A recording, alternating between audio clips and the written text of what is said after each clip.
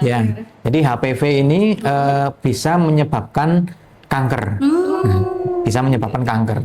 Nah, selama ini yang kita kenal, yang kita tahu, salah satu kanker yang paling banyak disebabkan oleh HPV itu kanker serviks. Nah, oleh karena itu program selama ini vaksinasi HPV ini ditujukan untuk anak-anak perempuan. Iya. Tetapi dalam perkembangannya ternyata bukan hanya kanker serviks yang disebabkan oleh virus HPV. Ada virus-virus lain yang itu bisa menyerang laki-laki.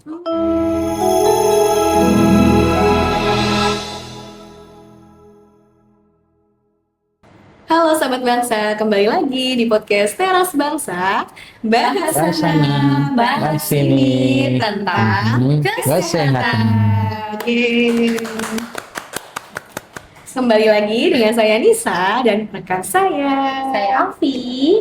Nah, kali ini kita mau bahas apa nih Kak? Yang lagi hype tentang isu-isu kesehatan di minggu pertama bulan Agustus ini. Nah, ini kan di bulan Agustus ya. Betul. Pasti banyak orang tua yang tahu bahwa anaknya lagi diimunisasi. Nah, benar Ya, banget nih. jadi bulan ini adalah bulan imunisasi. Jadi BIAS namanya. Ya, betul. Mungkin sahabat bangsa di rumah tuh udah pada kayak familiar ya, BIAS itu apa sih sebenarnya tuh. Nah, ternyata BIAS itu FYI nih ya. Nanti tolong ya produser kita ya, Pak Sutradara, ditulisin di atas kalau BIAS itu adalah bulan imunisasi anak sekolah. Ya, dan di bulan Agustus ini, episode kali ini khusus juga nih buat orang tua yang ini ya pengen tahu tentang BIAS gitu ya. Ya, jadi Nah, biar nggak penasaran lagi gitu ya. Nah, kita mengundang ya Kak Afia. iya, kita mengundang narasumber langsung gitu ya. betul, dari Dinas Kesehatan Provinsi. Ya,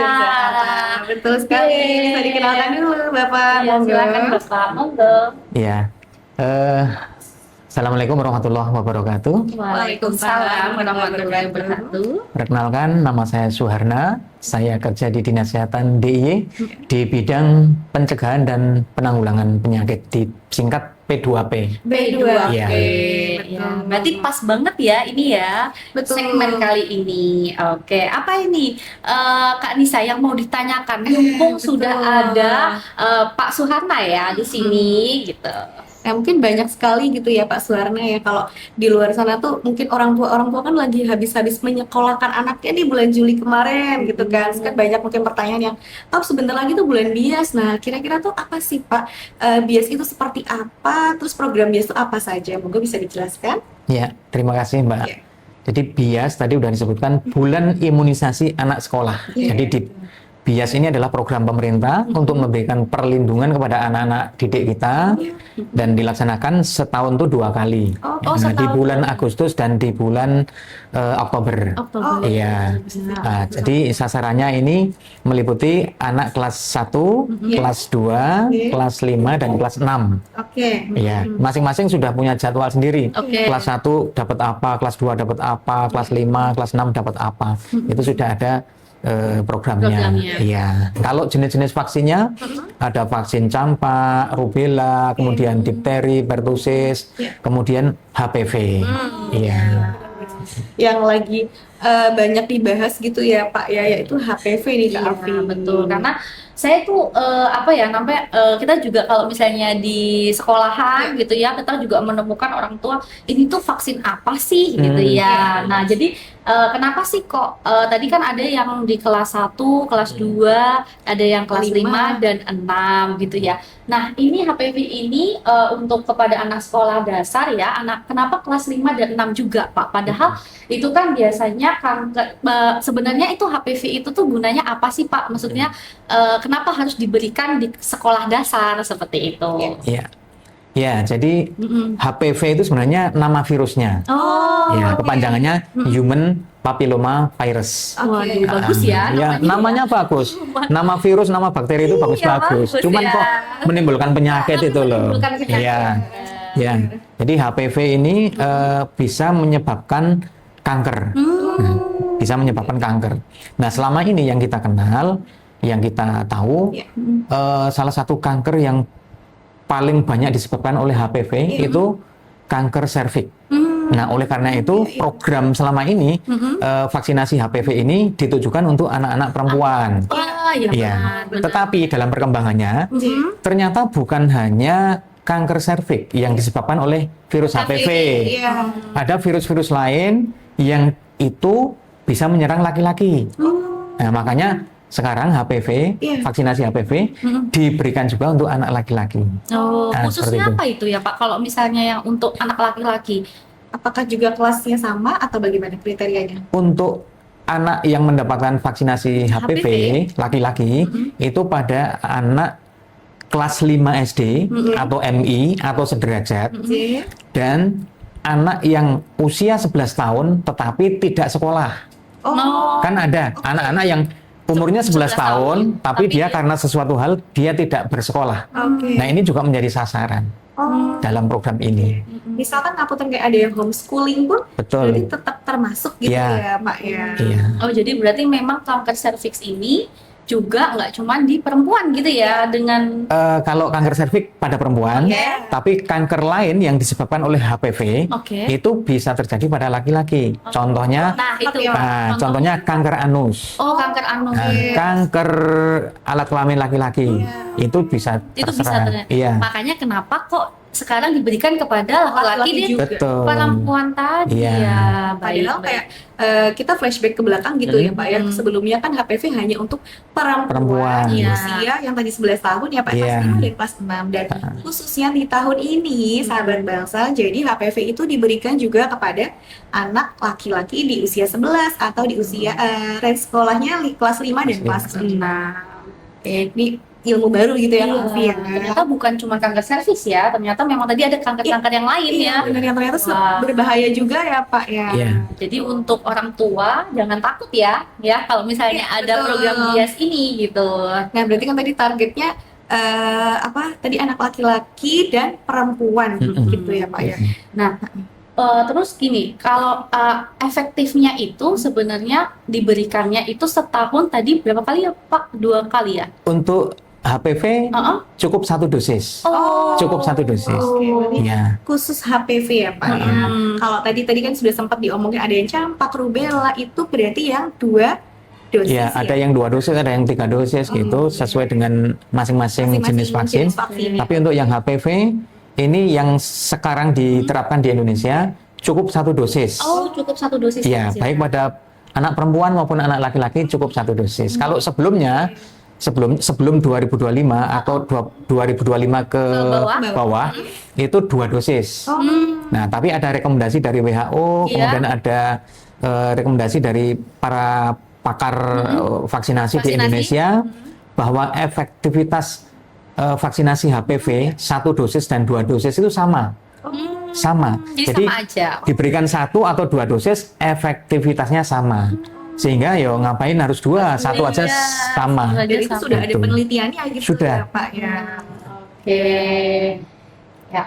Nah, terus kalau misalnya ini ya Kak Nisa, biasanya tuh kan ada yang orang tua takut ya. Betul. Orang tua Iya. takut kalau seumpama divaksin ya, diimunisasi gitu Betul. ya. Takutnya juga nanti anak saya kenapa-kenapa Iya. ya. Jangan habis vaksin malah nanti demam. Malah sakit gitu ya. Nah, berarti Ya. efeknya itu seperti apa sih Pak kalau setelah dapat vaksin HPV ini? Iya. Gitu. Ya. Jadi semua vaksinasi yang lewat suntik Iya. itu pasti ada dalam tanda petik efek samping. Oke. Nah, efek samping itu efek yang tidak kita harapkan. Ya, paling tidak, paling umum terjadi itu nyeri pada bekas suntikan. Suntiknya betul. Ya, itu karena kan disuntik ya, disuntik, dimasukkan cairan vaksin, kemudian selang berapa jam atau berapa hari itu biasanya nyeri, Nyeri. dan kadang-kadang bengkak. Itu efek samping yang paling umum, Yang paling umum terjadi. Yang efek samping yang lebih jarang terjadi itu sampai misalnya sampai tadi nyeri bengkak, tapi kemudian ada demam, Oke. kemudian ada pusing, sakit kepala, itu lebih jarang terjadi. Oh, Lebih berarti jarang terjadi. jarang ya Jarang. itu ya ternyata. Jarang. Tapi yang paling aneh ya namanya orang disuntik kan Suntik mesti ya, ya, betul. mesti nanti ada efek entah nyeri, entah kemudian ada yang bengkak. Tapi itu dalam waktu 3 sampai 1 minggu Oke. akan hilang dengan sendirinya. Oke. Ini tadi ada beberapa pertanyaan juga nih Pak sebelum kita mulai podcast ini, ada kalau misalkan sebelum vaksin tuh kayaknya lebih baik minum paracetamol dulu deh antisipasi. Nah itu tuh gimana nih Pak untuk pandangannya dari Dinas Kesehatan Provinsi? Iya. Kalau terkait dengan sebelum divaksinasi minum paracetamol atau apapun, itu sebenarnya tidak diperlukan. Jadi obat-obat paracetamol penurun panas itu kan obat-obat simptomatik. Betul. Jadi kalau ada gejala demam, nyeri, itu baru diberi obat simptomatik. Kalau sebelumnya kan nggak ada gejala itu, Iya. jadi nggak perlu. Jadi nggak perlu antisipasi ya Pak ya. Jadi nggak nanti berarti tergantung apa nih Kak Afi, apa daya tahan tubuh seseorang juga berpengaruh ya Pak? Daya ya? tahan iya, kondisi sebelum diimunisasi itu juga pastikan anak-anak ini dalam kondisi sehat. Jadi kalau ada anak yang mau divaksinasi, nanti di screening dulu, demam enggak, kemudian punya batuk pilek enggak. Kalau demam, batuk pilek itu biasanya vaksinasinya ditunda. Ditunda. Jadi memang betul-betul penerima vaksinasi ini harus dalam kondisi sehat. Kenapa itu Pak? Karena ya vaksin itu kan sebenarnya virus yang dilemahkan. Betul. Walaupun sudah dilemahkan, tapi kalau kondisi yang menerima vaksin itu juga lemah, wah nanti kuat-kuatan nih. Wah, virus yang lemah atau anak yang lemah, kuat mana? Dikhawatirkan lebih kuat virusnya yang lemah tadi, sehingga nanti malah menjadikan si anak ini tambah sakit. Jadi kita tunda dulu sampai betul kondisinya fit, baru diberikan vaksinasi. Oke, berarti batuk pilek tuh juga ya, berarti pilek, demam, berarti tidak boleh ya. Berarti memang sebelum disuntik Melakukan ada screening dokter dulu gitu ya Pak? Iya, pasti itu, pasti di screening. Oke. Sebenarnya sama ya kayak di Puskesmas Bangun Tapan 1 kan sebenarnya sudah mulai jalan nih Pak biasanya nih di 2 hari ini ya Kak. Iya, ya. betul. Dan itu pasti ada dokternya juga sebelum disuntik gitu kan, dipastikan kalau anaknya itu tidak dalam kondisi sakit sehingga tidak ada efek-efek samping yang harusnya memang tidak ada gitu ya Pak ya. Betul. Dan terus ini Pak, kalau seberapa efektif sih untuk HPV ini untuk menangani kanker-kanker itu gitu? Ya. Dari penelitian dan rekomendasi WHO, Ya. saat ini cukup 1 dosis tadi ya untuk HPV baik pada anak perempuan maupun laki-laki, dan ini memberikan perlindungan seumur hidup. Oke. Dengan catatan pemberiannya memang lebih dini. Jadi usia kelas 5 SD berarti sekitar 11 tahun sampai pokoknya di bawah 15 tahun. Di bawah 15 tahun itu efektivitasnya memberikan perlindungan seumur hidup.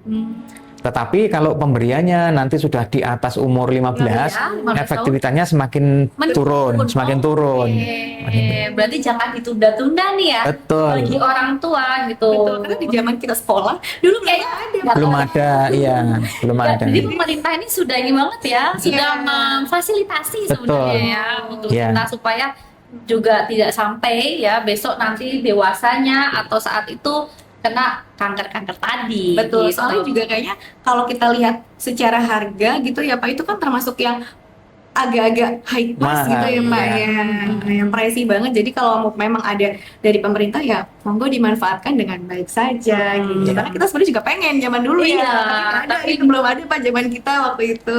Iya. Ya. Ini Pak juga tanya, apakah bagaimana prosedur keamanan medis yang dilakukan oleh petugas puskesmas saat menyuntikkan vaksin di sekolah? Kira-kira ada nggak Pak dari dinas itu atau dari WHO yang mengharuskan seperti apa sih tenaga medis tuh? Gitu. Harus seperti apa? Gitu. Iya. Untuk keamanan dan kenyamanan ya.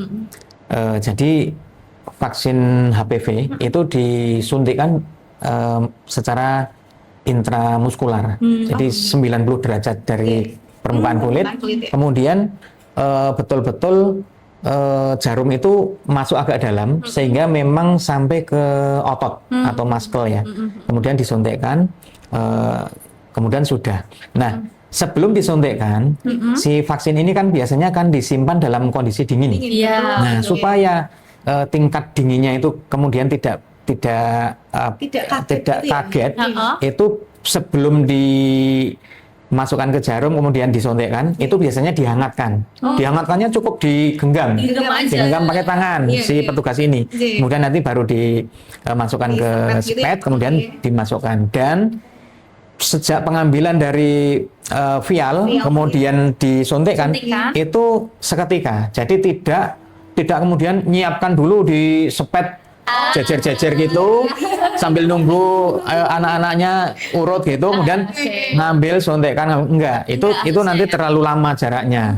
Apalagi kok muridnya belum siap, kita sudah nyiapin sepet yang isinya vaksin, Iya. itu tidak direkomendasikan iya, ya, tidak Pak. Nah, direkomendasikan. kenapa itu Pak? Apa namanya, efeknya apa itu kalau kita menyiapkan dulu gitu? Iya. Zaman dulu kan kita gitu tuh Pak, zaman-zaman Iya. apa vaksin JE atau apa itu dulu itu. Masing-masing vaksin itu Beda-beda. punya ciri-ciri sendiri, punya ciri khas sendiri. iya, jadi Nah, untuk HPV ini memang tidak boleh terlalu lama jaraknya keluar dari vial Vialnya tadi. sampai disuntikkan, karena dikhawatirkan ada pengaruh waktu yang cukup lama keluar dari vial, kemudian baru disuntikkan, itu ada pengaruh terhadap efektivitasnya. Oh, jadi termasuk mempengaruhi efektivitas Mempengaruhi, ya? iya. Jadi memang Oke. kalau udah datang pasiennya duduk, kita baru Baru sedot. ya Pak, Iya. terus baru kita suntikkan ya, dan itu dilakukan terus-menerus sampai habis Sampai pasiennya habis. gitu sama muridnya ya. Jadi tidak boleh ya itu ya. Berarti semua tergantung dari vaksinnya ya. Jadi Betul. ada yang tidak boleh terlalu lama kayak gitu ya. Ternyata Iya. emang harus ada prosedur ya. Itu nggak cuma buat teras sahabat bangsa di rumah aja, ternyata juga buat nakes-nakes ya, mungkin dari puskesmas manapun Iya. dari Indonesia gitu ya khususnya. Nah itu nanti bisa menjadi patokan ya, arahan dari Dinas Kesehatan Provinsi itu seperti apa sih yang sesuai dengan prosedurnya. Terus juga ini ya, kalau misalnya Kak Nisa, kalau misalnya ada orang tua yang menolak vaksin gitu ya. Ya. Nah, kita agak susah juga kan. Mungkin kalau dari Dinas Kesehatan ya khususnya khusus ya ini kan P2 ya. Nah, itu bagaimana ya kalau misalnya tipsnya ke kami gitu ya dari petugas-petugas. Kan nakes-nakes juga melihat ini ya. Nah, Edukasinya edukasinya gimana Iya. gitu supaya kita juga bisa memberikan info yang baik gitu ya. Iya. Oh, Ya, jadi setiap vaksinasi itu ya biasanya ada sekian persen yang tidak bersedia gitu ya. Iya, Nah, betul. termasuk HPV ini juga demikian dengan berbagai alasan. Nah, iya. Dengan berbagai alasan. Tetapi kita fokus pada pelayanan vaksinasi bagi yang bersedia. Yang mau. Itu kita Oke. selesaikan dulu. Selesaikan Kita selesaikan dulu. Kemudian nanti kita evaluasi berapa persen yang menolak atau Menolak. belum bersedia. Iya. Kemudian kita lakukan pendekatan personal. Kan biasanya kalau anak-anak sekolah ini kan ke orang tuanya ke orang tuanya kita kumpulkan. Kalau dikumpulkan itu terlalu susah, kita datangi satu persatu. Karena alasan menolak vaksinasi itu biasanya personal, Iya, tidak sama. betul. Jadi kalau Beda-beda ya, Pak. kalau dikumpulkan nanti ada yang malu mengungkapkan, ada yang mungkin nggak enak dan sebagainya. Kalau person to person dikunjungi rumahnya gitu sambil silaturahmi, kita tanya, kita gali kenapa belum bersedia Iya, anaknya divaksinasi. Vaksinasi. Nanti orang tua biar menjelaskan versi mereka seperti apa. Nah, kemudian dari jawaban itu kita edukasi. Karena penyebabnya itu macam-macam selama ini. Jadi nggak sama ya Pak? Nggak sama. Kebanyakan apa nih Pak? Ya. Jadi penyebab penolakan terutama dari orang tua itu yang pertama karena faktor pengetahuan yang belum lengkap. Nah, Oke. pengetahuan yang belum lengkap tentang vaksinasi. Betul. Masih ragu-ragu. Nah, terhadap yang alasan ini kita berikan edukasi. Oke. Manfaat vaksin, kemudian nanti kalau tidak divaksin efeknya apa gitu. Nah, nanti setelah meningkat pengetahuannya, kemudian kita coba tanyakan sikapnya. Setelah tahu tentang vaksinasi ini, ibu setuju nggak anaknya divaksin gitu kan? Kalau misalnya setuju, ini sudah peningkatan. Kalau setuju, ya tinggal diatur jadwalnya kapan ke puskesmas atau kita jemput bola ke rumah. Oh, jemput Nah, bola. gitu. Bola gitu Bisa, ya. bisa. Berarti tipsnya untuk kita ya nakes itu ya ternyata ketika misalnya diberi vaksin ternyata tidak mau gitu ya, tetap kita yang harus menjemput bola gitu Iya, ya. Tapi iya. untuk kebanyakan saat ini Pak, untuk kebanyakan saat ini kira-kira yang dia tidak mau vaksinnya itu karena apa? Ya, itu tadi baru penyebab pertama ya, kurang pengetahuan. Itu baru Yang kedua, Biasanya karena keyakinan. Ah, Nah, karena keyakinan, entah keyakinannya itu karena faktor agama, Iya. bisa meragukan halal haramnya vaksin, oke. itu yang Iya, betul. yang Yang banyak juga. Oh ya. Kayaknya Betul, itu juga ya. Kemudian ada juga yang keyakinannya itu bukan terhadap halal haramnya, tetapi kemanfaatan vaksin. Oke. Oh, ada juga yang meragukan. Banyak mudaratnya atau enggak nih kayak Iya. gitu rata-rata ya Pak ya. Biasanya mereka mengatakan, anak saya nggak divaksinasi juga sehat-sehat saja, gitu kan dia. Betul. Tapi kan itu pengamatan saat ini. Ya, nah, vaksinasi ini kan efeknya kan Jangka perlindungan panjang. jangka panjang. Betul. Nah, ada satu yang menarik. Iya. Kemarin ada yang anaknya itu belum diimunisasi. Kenapa kok belum diimunisasi? Kemudian kita tanyakan ke orang tuanya. Ternyata hanya tidak sempat ke puskesmas. Oh. Nah, tidak sempat. Kenapa? Orang tuanya kerja, berangkat pagi, pulang sore. Nggak ada yang nganter ke puskesmas. Nah, kemudian, pagi gitu puskesmas iya. ya Pak. Ya, kalau malam puskesmas kan tutup. Iya. Kemudian kita, kalau begitu kita izin Bu, kita vaksinasi di rumah. Jadi Kita dijemput teman-teman bola ya, puskesmas jemput bola ke rumah, Oke. si anak itu dengan simbahnya di rumah. Oke. Tapi karena sudah izin orang tuanya dan orang tuanya setuju untuk divaksinasi, kita berikan di rumah. Kita suntik di rumah. Nah, Itu bisa.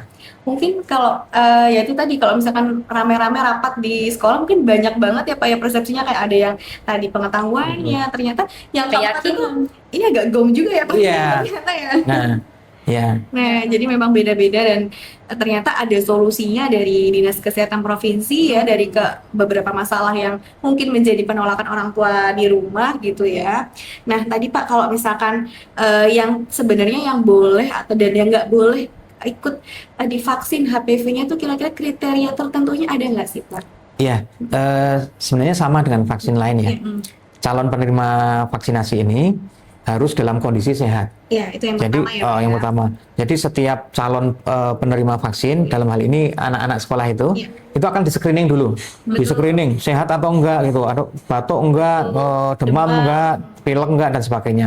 Kalau itu sudah dipastikan aman. Dia layak menjadi penerima vaksin. Iya. Oke. Hanya itu saja. Iya. Hanya itu aja. Oke, berarti sebenarnya tidak ada lagi keraguan apa-apa lagi ya Pak ya. Iya. Yang penting itu tidak demam, tidak batuk, tidak pilek ya, dan anaknya dalam kondisi sehat. Nah, tadi kalau misalkan tadi ada yang sakit gitu ya Pak pada saat imunisasi di sekolah, nah itu ada program susulannya atau gimana Pak? Iya. Jadi ada dalam konteks vaksinasi ini. Kalau yang bias itu kan namanya bulan imunisasi anak sekolah. Jadi kalau misalnya jadwalnya tanggal 1, anaknya sakit, ya nanti selama 1 bulan itu kan masih bisa, masih bisa. Agustus dalam bulan Agustus itu bisa.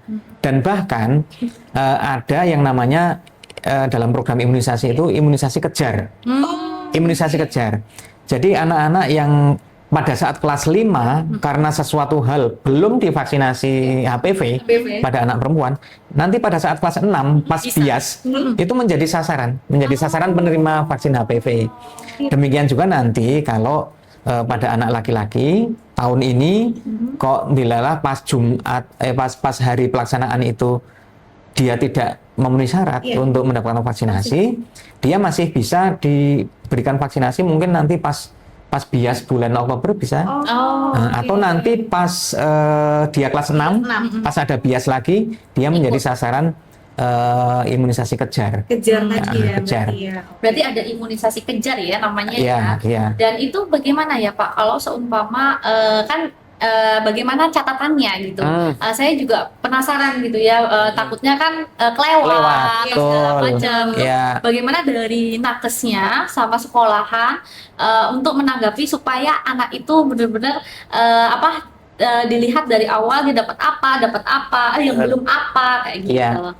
Ya, jadi ini pentingnya kerjasama antara puskesmas yang memberikan vaksinasi, kemudian dinas pendidikan, dalam hal ini sekolah ya, guru-guru itu berperan sangat penting untuk mendata siswanya. Nah, didaftarkan yang kelas 5 siapa, si A, si B, si C, yang perempuan siapa, yang laki-laki siapa, yang kelas 6 siapa. Kemudian nanti setelah bias selesai, evaluasi dari nama-nama tadi yang belum siapa. Belumnya itu karena apa? Karena sakit, karena menolak dan sebagainya. Berarti harus ada formulirnya gitu ya? Ada. Harus ada data yang benar-benar akurat Iya, ya.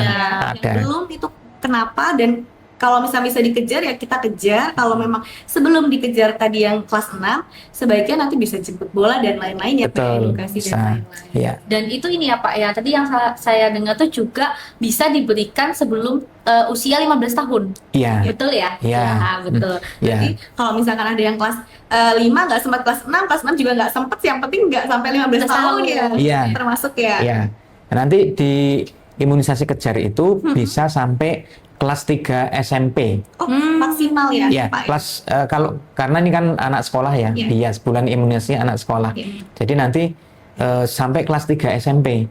Nah, kalau sudah lepas dari SMP Takutnya nanti efektivitas ya Pak? ya, Iya. semakin Balik umurnya lagi semakin ini. tinggi, efektivitasnya turun. Efektivitas gitu. Semakin turun. Iya. Oke. Nah, tadi ada pertanyaan juga nih Pak sebelum kita mulai podcast lagi. Ada satu pertanyaan, kalau seandainya nih ada anak yang memang positif gitu ya Pak HPV, nah kira-kira masih boleh nggak nih Pak ikut imunisasi HPV ini? Kalau apa tadi? Kalau- Positif? Positif HPV gitu. Oh, iya. Oh, iya. Boleh nggak sih? Ya.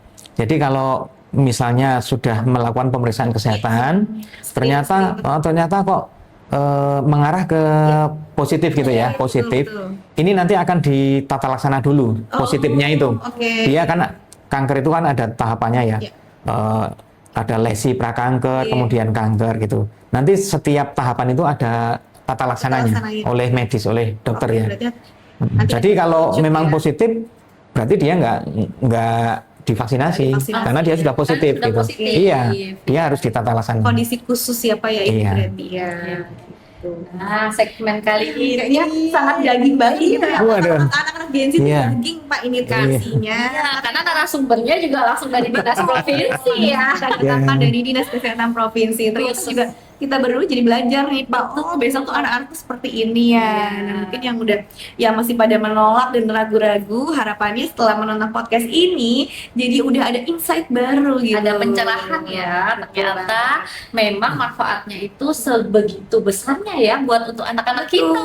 Dan gitu satu ya. lagi ini didanai pemerintah, manfaatkanlah dengan baik. Benar ya, ini program pemerintah ini luar biasa Iya, loh sebenarnya betul. ya.